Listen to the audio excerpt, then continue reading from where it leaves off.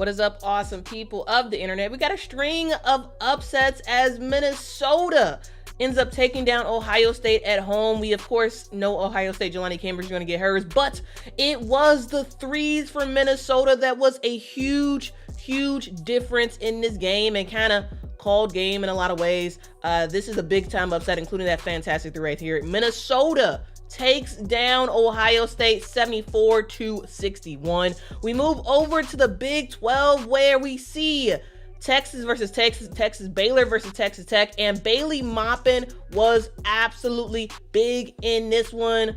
Collins off the bench, huge in this one, as well as Baylor had no answers at all, 87-56. And then we go to the Big East where in the first half, Villanova was giving UConn the business at halftime. We did see Villanova with the lead. It took UConn a ton of time to get out of their locker room at halftime because Coach Gino Riemann had a lot to say, and UConn ends up dominating in the second half, and it's an easy peasy lemon squeezy type of game for UConn. Then we have Nneka Ogwumike, who has something to say. I'm very averse to anyone saying that we are the reason why this is not getting done, because that is not the case. We have been ready since day one. We have had a level of urgency, which is also why I was kind of confused by Adam's comments, at least from our side, but if we were to gauge the level of urgency from the league, it appears more that there was more interest in taking advantage of negotiations rather than actually negotiating. Quit in the morning starts right now. Are you ready? Are you ready? Are you ready? Ready, set, go.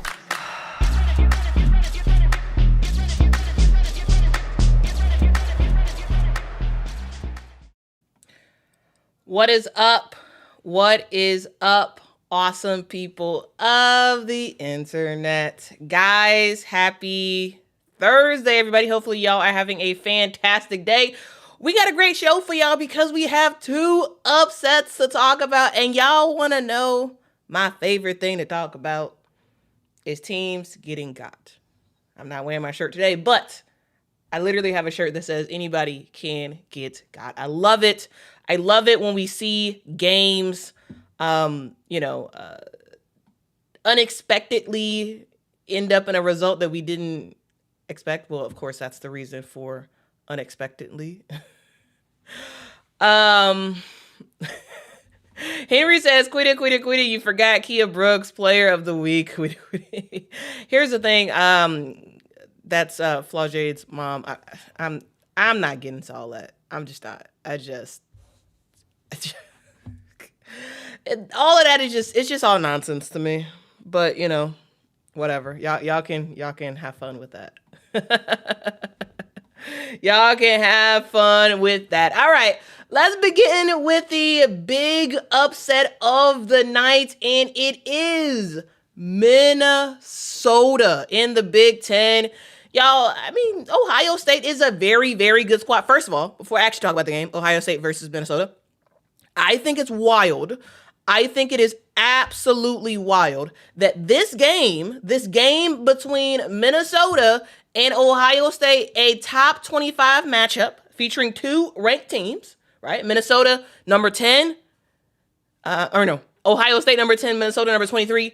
This game was on the Big Ten Plus network.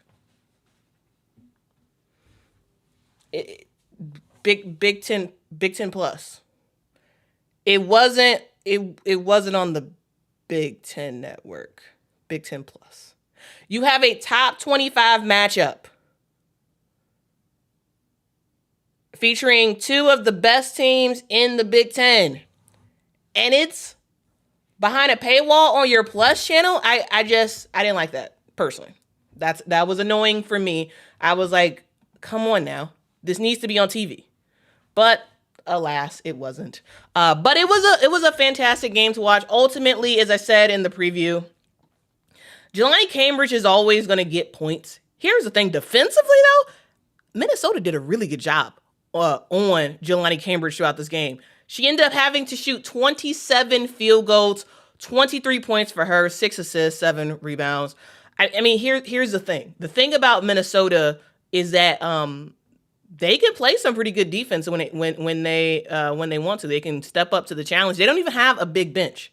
Like when you look at Minnesota's roster, they're not playing a ton of players. But the players who get in the game, they know how to sit down on defense. They know how to play some pretty good help side defense, and they held Jelani Cambridge to only 23, a very inefficient 23, I might add. Chance Gray had 17 points for her, and no one else really for Ohio State could really do anything. And for Minnesota, not only did they bring the defense, they also brought the offense as well. Mara Braun was big time in this one. Ultimately, she had 18 points for her. Sophie Hart, same thing. Here's the thing, double for her. Here's the thing. When you look at Ohio State, they're guard heavy, right? They're guard heavy, and sometimes, in my opinion, they can get exposed by bigger players. And I mean, Minnesota has Sophie Hart, and Sophie Hart is a really, really good player. 6'5" center for Minnesota who can get to her spots, and the occasional time she gets fouled, she can actually make some free throws as well. And so Minnesota overall had the guard play and the post play to ultimately get the job done as Minnesota takes down Ohio State. Both teams have 4 losses in the Big Ten as they head into the final stretch. This is the final countdown in all of college basketball there's just a couple more games left. And then it's all time for it's all time for conference tournament play. So we'll see what happens. Here's the thing. Minnesota's good. They're very good. And don't let rankings fool you. Just because Ohio State is the number 10 team in the country doesn't mean they cannot get got. And that's exactly what they got. They got. And, you just got to love it. You just got to love it. You got to love it. Molly says Minnesota is a sleeper. Very good. Yeah. Absolutely. Absolutely. Shamika says, and who has that question mark? Besides Quita, I'm not paying for that. Hey, Shamika, I understand. I completely understand. To me, those plus networks, those plus channels should be specifically for games that are not of consequence. All right. If it's a top 25 matchup between 2 top 25 teams, to me, it should always be on the network. If it's not, if it's a matchup between a top 25 team and a not so good team, then okay, sure, have it on one of those plus channels. But games of consequence, should not be behind a extra subscription. That's my personal belief. But I mean, at the end of the day, I don't run a network. Y'all don't run a network. And so we have to just abide by whatever the powers that be wants in terms of what games actually get on TV and what games don't. Personally, I would have rather have liked to watch Minnesota versus Ohio State. I'd rather watch that on TV than Yukon versus Villanova. My personal opinion on that. But we'll get to Minnesota, or we'll get to Yukon versus Villanova in just a sec. All right, let's move on. Next up, let's talk about Texas Tech. Texas Tech means business. Yesterday, Texas Tech, I mean, it was a Texas showdown between Baylor and Texas Tech, as ultimately Texas Tech just had their foot on the gas at the beginning of the game, and Baylor, it was just like, what in the world is going on with y'all? I'm confused, Baylor. Y'all are a good team, but we've seen y'all lose in basically all of your ranked games this year. Right? Baylor has a good squad on their hands. They have big names, right? You got Talia Scott, who's back in the lineup. You got Darian and Lil Paige Bugs. You got Bella Fauntleroy. Like you got some good players, right? But when it's mattered the most for Baylor, they've given themselves a big old L. Now, I got to say, the Big 12 does need some more respect. Like, I know sometimes people talk about the Big 12 and it's like, oh, the Big 12 ain't got nobody, they're not very tough. Like, like the top team shouldn't be losing to nobody in the Big 12. Yeah, the Big 12 is not as competitive as the SEC. However, I should say overall as talented as the SEC. But like, anybody can get got in the Big 12. Like the Big 12, consistently over the years, the Big 12 has gotten better and better and better and better when it comes to women's basketball. And this year is no exception. This is probably the best year the Big 12 has had for women's basketball in a long while.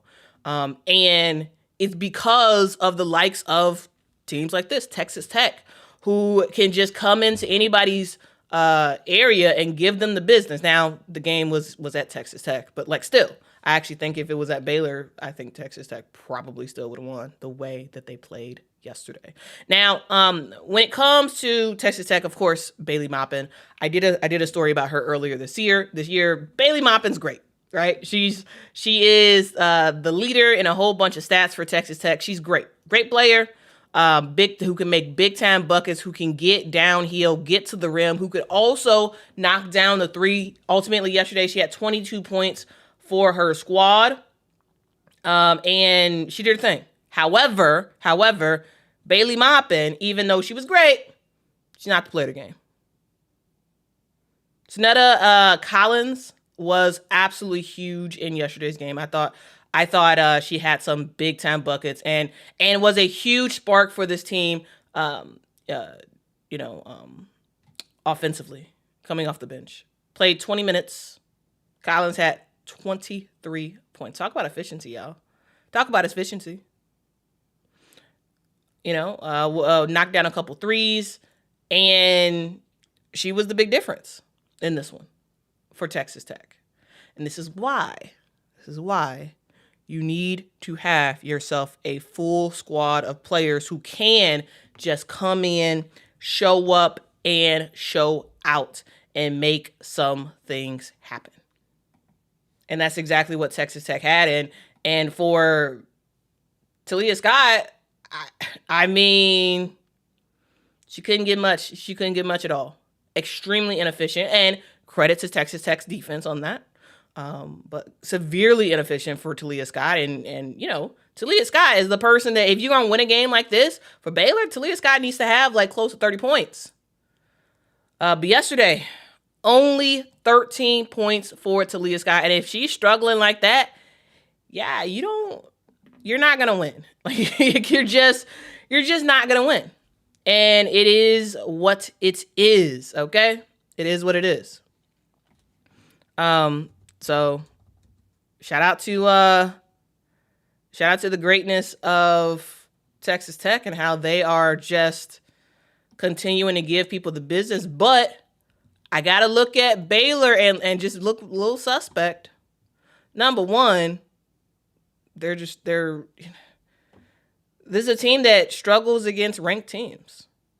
So far this year, I believe they've only won 2 ranked games the entire year. That's it. Other than that, they have struggled in ranked games. Right? This is their second loss against Texas Tech this season. They lost to West Virginia right? They lost to Texas. Well, of course, that's not a surprise. They lost to Iowa. The only ranked games that they've won this year has been to start off the season where they beat Duke.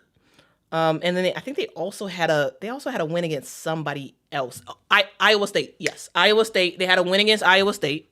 Speaking of, Addie Brown is back, y'all. Addie Brown is back for Iowa State, and Iowa State is back in business. They are back to making some stuff happen. I tell you, Iowa State has been a little bit like, they've been a little bit suspect.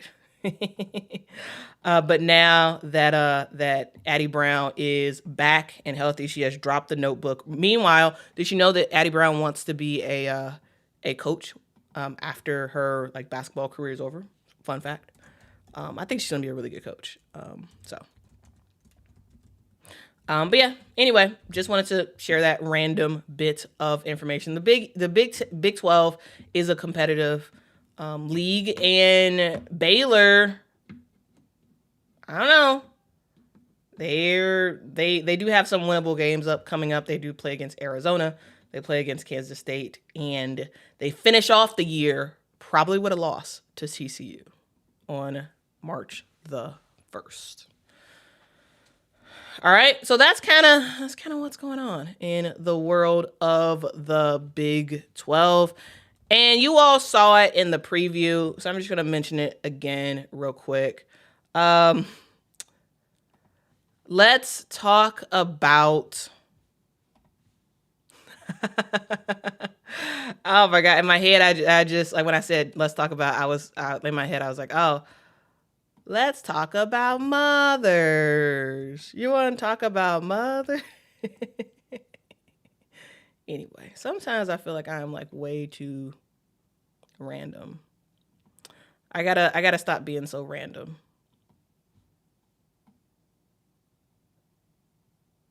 Anyway, let's talk about UConn. So, guys, UConn played yesterday, and I gotta say, I tell you, I wasn't watching the first quarter. I started watching in the second quarter of this game. And by the way, the Texas Tech Baylor game was on ESPN Plus. I watched it on ESPN Plus. So that wasn't on TV either, and it was a matchup between two top 25 teams. Anyway, let's talk about UConn. UConn played against the second best team in the Big East, Villanova. And I gotta tell you, I didn't watch the first quarter, but I ended up tuning into the second quarter, and I was just gonna do a drive-by for the UConn game. I was gonna turn it. Oh, okay. How much is UConn up by? Okay, let me go on back to the other women's basketball games that are happening. But I had to stay a long while for this UConn game, and the reason why is because Villanova, they were giving UConn that work in the first half. All right. Now, what is UConn going to do? They're going to force you to turn over the basketball. And that's exactly what Villanova did. However, they just gave it all they had, even amid, all the turnovers. This was a team that this is their second time playing UConn this year. The first time they got killed. I'm talking. It was close to 40 points or something like that. The first time that Villanova played UConn, and then for the second game, they were like, hey, you know what? We're gonna come out of this game swinging, and what we're gonna do is we know we're gonna turn over the basketball, but we're going to hustle like crazy. We're gonna play pretty smart, and defensively, we're gonna lock in, and they did that in the first half. At the end of the second quarter, guys, we saw this Villanova team with the lead, right? They came into the third quarter with a 3-point lead. It was 37 UConn, 40 Villanova, and clearly Gino wasn't happy about that. The announcers, the play-by-play people, they said that UConn stayed in the locker room until a couple minutes before The second half was to start. I'm sure Gino got on them about their not so good play. And then literally the third quarter started and boom, UConn was back. They were back to the team that we know them as, the team that just blows out all their competition. And that's what they did starting in the third quarter. Just knocking down threes, get into the rim, getting some good blocks. And ultimately, they just look great. We did see Sarah Strong get into some foul trouble in yesterday's game, but at the end of the day, it didn't totally matter. She finished the game without getting fouled out with 4 fouls, 21 points for Sarah Strong, 3 blocks in this one, 5 steals, and 12 rebounds for the Big East Player of the Year. I'm just calling it now. She's the Big East Player of the Year. We also saw AZ Foot do her thing as well, as she tends to do. She had a couple turnovers, a couple of bad passes that were jumped and stolen. But 25 points for AZ, as of course she ends up knocking down a bunch of threes because that's just what she does. That's just what she does. As UConn end up routing Villanova in the second half, ultimately the score was 83-69. It was close. It was. And I got to give a shout out to Villanova for making it as close as it was. This game could have been a blowout like the other games were, but this time it was not because Villanova was ready, especially in that first half. So, you're playing against a team like UConn. I mean, I'm not expecting you to do much. But I thought Villanova had a really good first half, and sometimes it's hard to have more than a good first half against a team like a UConn. I'm just saying. All right. I am just saying. Now, I do want to talk about one of the sponsors on this channel, Shopify. Now, if you all are anything like me, you got a lot of stuff that you're doing. You're juggling a lot of things. You have your regular job. You have a side thing. You have family responsibilities. And sometimes it's hard to make sure everything is as it should be. And for me, a big help for me personally is Shopify, because Shopify is the place that I have my store, the store that I have the anyone can get got t-shirts and that type of stuff. It's sold on my store, which is powered by Shopify. With Shopify, I don't have to worry about all the complicated things about getting a store up and getting payments to run through and to tax wise get everything all squared away. Shopify is my source with everything I need to sell online. And if I was interested in selling in person, I could use Shopify for that as well. Millions and millions of entrepreneurs have joined Shopify and have found success. Setup is very, very easy with Shopify's tools to help you write descriptions and headlines and help you edit your product photos. And as you grow, Shopify will grow with you. You can handle more orders, expand to new markets, and do it all from the same dashboard. I like Shopify, and I think you will too. So in 2026, stop waiting and start selling with Shopify. Sign up for your $1 per month trial and start selling today at shopify.com/allcity. That is shopify.com/allcity. Go to shopify.com/allcity and hear your first ka-ching, ka-ching this year with Shopify by your side. All right, because who doesn't want to make things easier? And with Shopify, I am able to make my life just a little bit easier. That's funny. Here's the thing. I always think in songs, and literally, as I said that, helped to make my life a little bit easier. In my head, I was like, my life be like times like this that make me say. Isn't it like, Lord, if you're willing, please come my way. Dun-dun-dun-dun-dun-dun-dun. Okay, guys. I feel like sometimes I'm just way too much. I am just teeing too much because my head, I'm always thinking about some random song. Some random song all the freaking time. All right. All right, guys. We've talked about college basketball. Yes, there were some other games that happened yesterday. But to be honest with you, I didn't watch those other games. And so I have nothing to say about some of the other games that happened in women's college basketball. But real quick, let me just highlight those real quick so you all are aware. Yesterday we also saw TCU take down Houston 72-50. We saw Michigan State beat Northwestern 104-68. All right, so those are some of the other games that happened yesterday. I did not watch those, so unfortunately, I have nothing to say about them. But one thing I do want to talk about is in relation to the WNBA, because even though this podcast went out on Monday, I believe, I didn't get a chance to watch it until my lunch break yesterday. And I was like, you know what? I kind of think we got to talk about this. I think we have to talk about this. And the reason why is because there were some things that Nneka... So, first of all, Nneka Ogwumike made an appearance on the Flagrant and Funny podcast. It's hosted by Jamel Hill and Carrie Champion. And to be honest with you, I've heard about their show, but I haven't really been able to catch any episodes. But I did catch the one they did with Nneka. And I got to tell you, watch it. Highly recommend you all to watch it because Nneka, she spoke.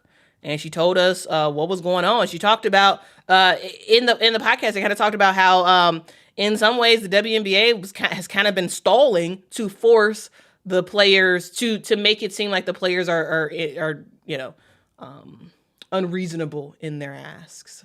You all know about the fact that it took 6 weeks plus basically for the WNBA to respond to the Players Association's counter proposal in December, and how you have people like the NBA commissioner Adam Silver saying it's getting ready to be in that 11th hour.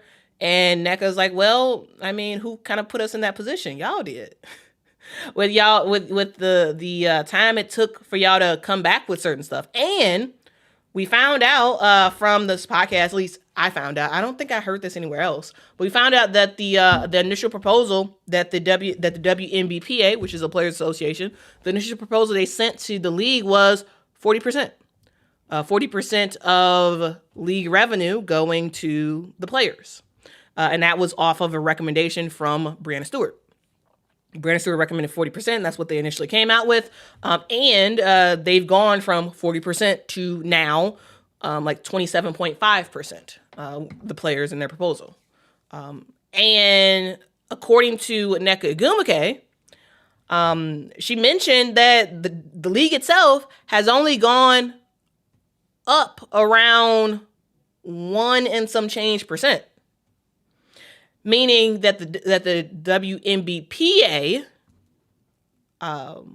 went down severely, again, from 40% to 27.5% now. And the league, since they gave their initial proposal, has only moved less than 2%. And I got to tell you, I don't remember ever hearing that information. And this is why I really, really like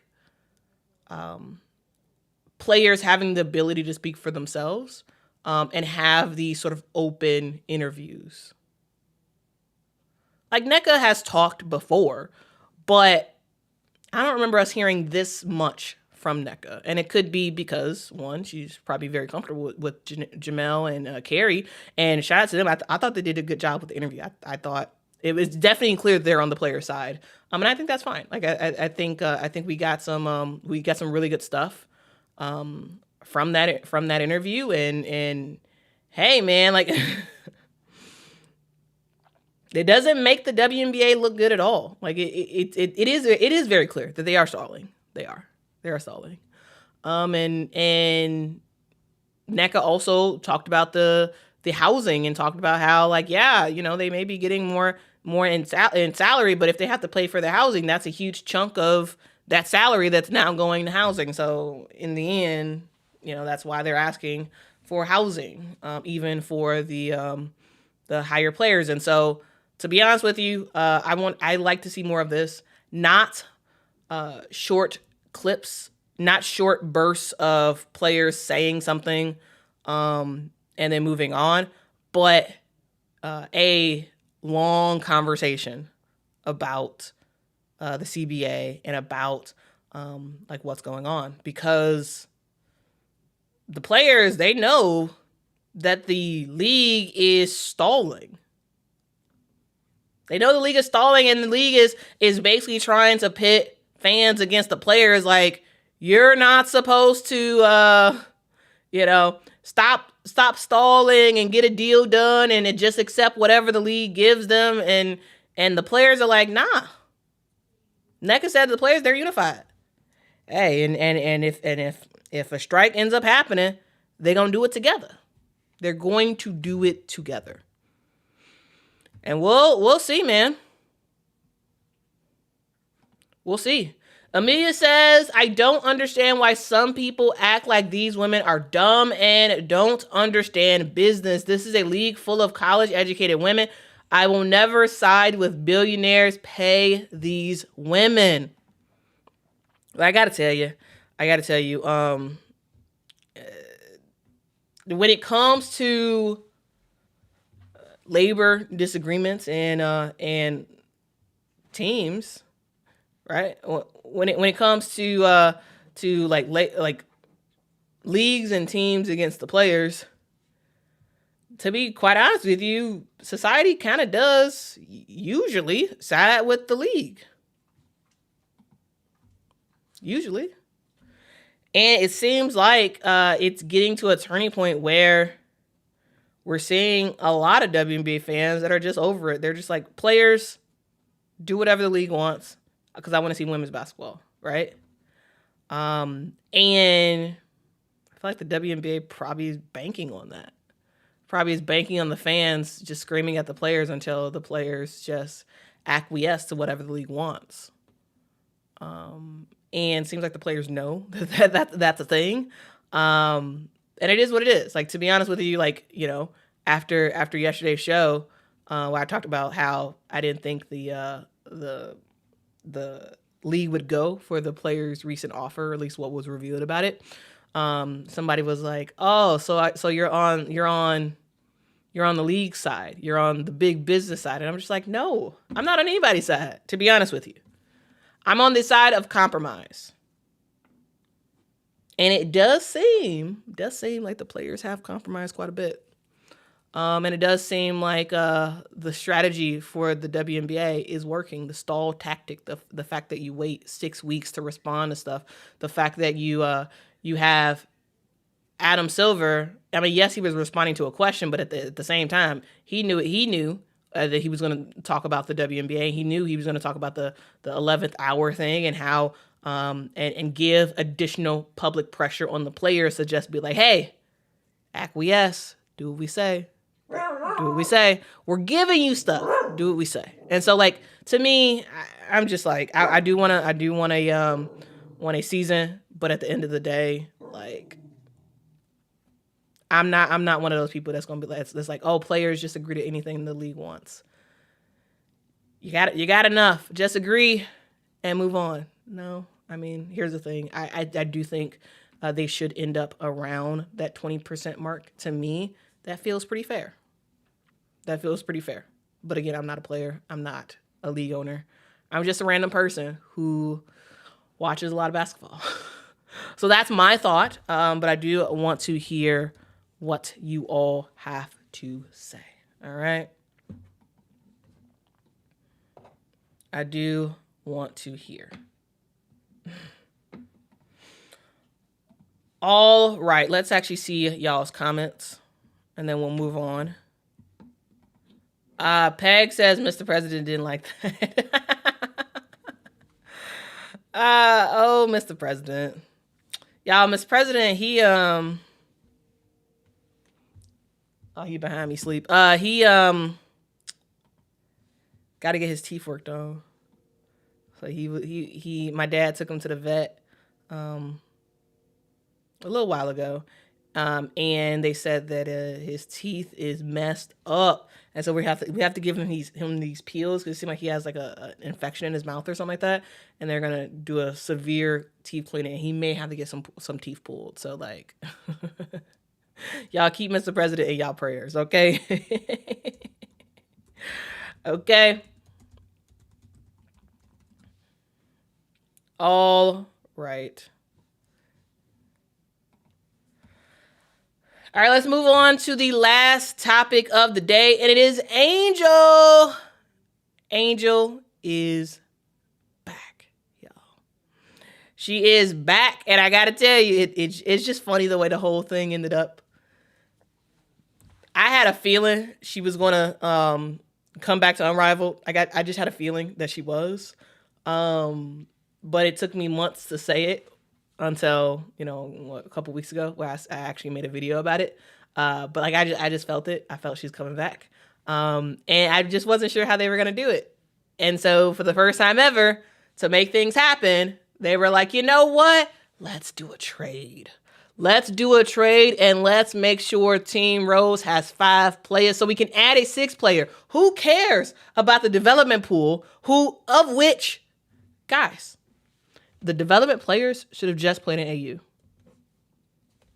That's my take. They should have just played in AU because they're getting no real burn. And the first opportunity you have a player out for the rest of the season. You have a team with 5 players officially left on the roster. And what do? You bring in someone outside the league. No, technically, Angel is a part of Unrivaled, right? She has equity in Unrivaled, but she wasn't there at the start of the season. The developmental players were. And where are they? They're just there. Occasionally coming in, but for the most part, just sitting on the sidelines. So I personally love the fact that Angel's back. I love it. I think I'm a huge fan of Angel. I think it's great that Angel's back. But at the same time, those developmental players should have just went to AU. They would have been playing every single week. I'm just saying. I'm just saying. They are getting paid. I don't think they're getting paid what everybody else is getting paid. They're getting paid, but at the same time, they're there to develop. And yes, they practice together. Yes, they work with trainers to get better on various skills and all that stuff. But there's nothing like actual gameplay. And so, yes, 100% in support of Angel. She's coming back. She's going to be playing on Friday. So make sure to watch that. I think that's going to be fun. I might end up... Oh, wait. No, I'm going to the movies. Never mind. Well... I was gonna say I was gonna live stream it. I guess I can't. I'll probably do a video on Saturday reacting to how she plays. But I'm excited that Angel's back personally, and I also think it's kind of bogus. The first chance that they really get for the developmental players to actually do more consistently. It's like, oh, here comes somebody else. So, anyway. So expect to see Angel play on Friday, and expect to see Friday be Unrivaled's best numbers of the season. Expect that. All right. So on Friday, Team Rose plays the Hive at 8:45 Eastern time. All right. So get excited for that. All right, thank y'all so much for watching. Make sure you hit that like button, hit that subscribe button. I will see y'all in the next one. Yeah, we have seen Isaiah. Yep, Isaiah did put in some work. Okay, in that one-on-one tournament, and you definitely saw that. 100%, Bree. Yes, they're training. I said that before. They're training, but again, there's nothing like an actual game. You can do all the training you want. You can do all the simulations of games you want, but there's nothing like playing an actual game. And that's my point. All right. Thank y'all for watching. Make sure to hit that like, hit that subscribe. Tell a neighbor, tell a friend that Quitted Love Sports is on the internet. Let's get us up to 100 likes. That would be absolutely great. Okay? All right. Y'all have a good one, and I will see y'all tomorrow. I love ya. Tomorrow. You're only a day away. Are you ready? Ready, set,